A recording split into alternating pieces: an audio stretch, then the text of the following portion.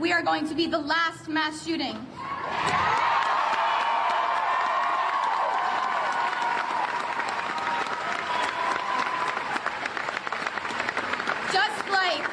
Just like Tinker v. Des Moines, we are going to change the law. That's going to be Marjory Stoneman Douglas in that textbook, and it's all going to be due to the tireless effort of the school board, the faculty members, the family members, and most importantly, the students.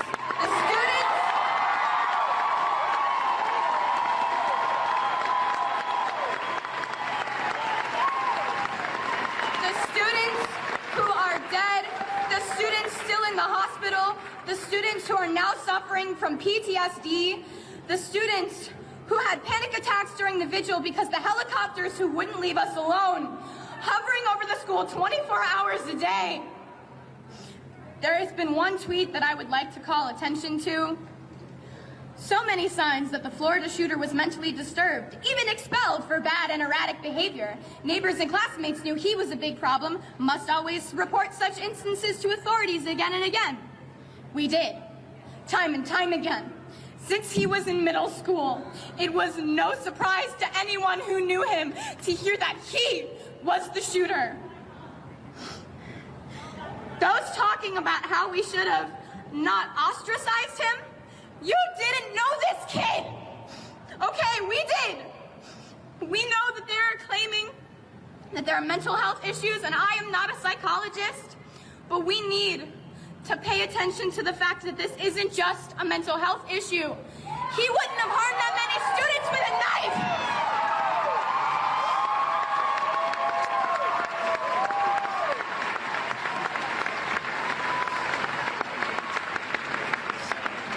And how about we stop blaming the victims for something that was the shooter's fault?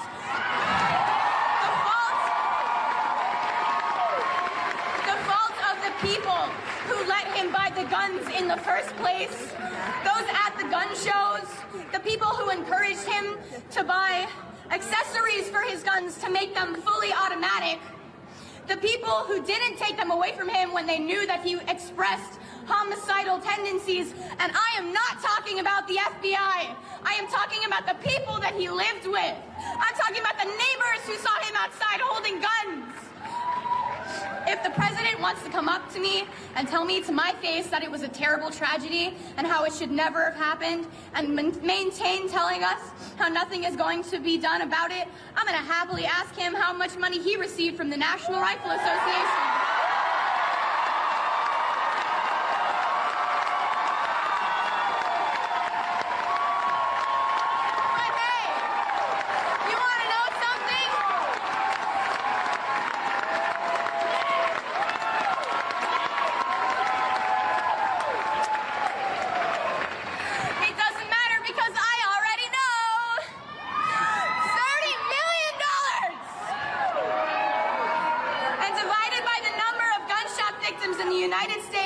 In the 1.5 months in 2018 alone, that comes out to being $5,800. Is that how much these people are worth to you, Trump? If you don't do anything to prevent this from continuing to occur, that number of gunshot victims will go up, and the number that they are worth will go down. And we will be worthless to you. To every politician who is taking donations from the NRA, shame on you.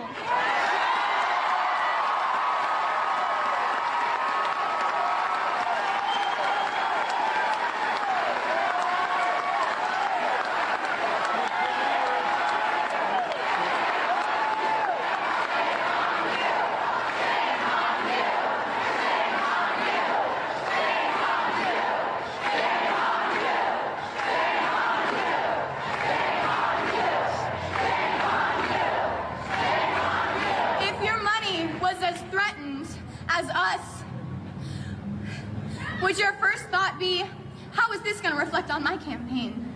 Which should I choose? Or would you choose us? And if you answered us, will you act like it for once?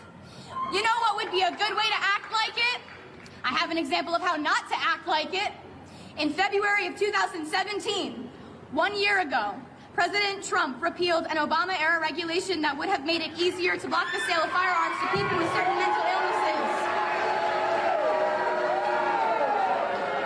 From the interaction Before the shooting and the information that I currently know about him, I don't really know if he was mentally ill, but I wrote this before I heard what Delaney said. Delaney said that he was diagnosed. I don't need a psychologist, and I don't need to be a psychologist to know that repealing that regulation was a really dumb idea.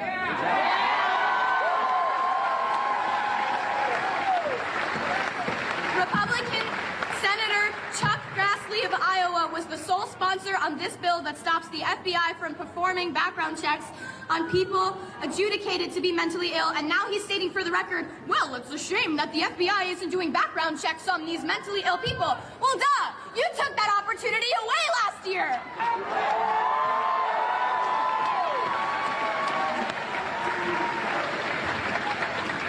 The people in the government who were voted into power are lying to us, and us kids seem to be the only ones who notice and are prepared to call BS. Companies trying to make caricatures of the teenagers nowadays, saying that all we are is self-involved and trend-obsessed, and they hush us into submissions when our message doesn't reach the ears of the nation. We are prepared to call BS. Politicians who sit in their gilded House and Senate seats funded by the NRA telling us nothing could have ever been done to prevent this. We call BS. They say that tougher gun laws do not decrease gun violence. We call BS. They say a good guy with a gun stops a bad guy with a gun. We call BS. They say guns are just tools like knives and are as dangerous as cars. We call BS. No, they say that no laws could have been able to prevent the hundreds of senseless tragedies that have occurred. We call BS. That us kids don't know what we're talking about, that we're too young to understand how the government works. We call BS. If you agree, register to vote. Contact your local congresspeople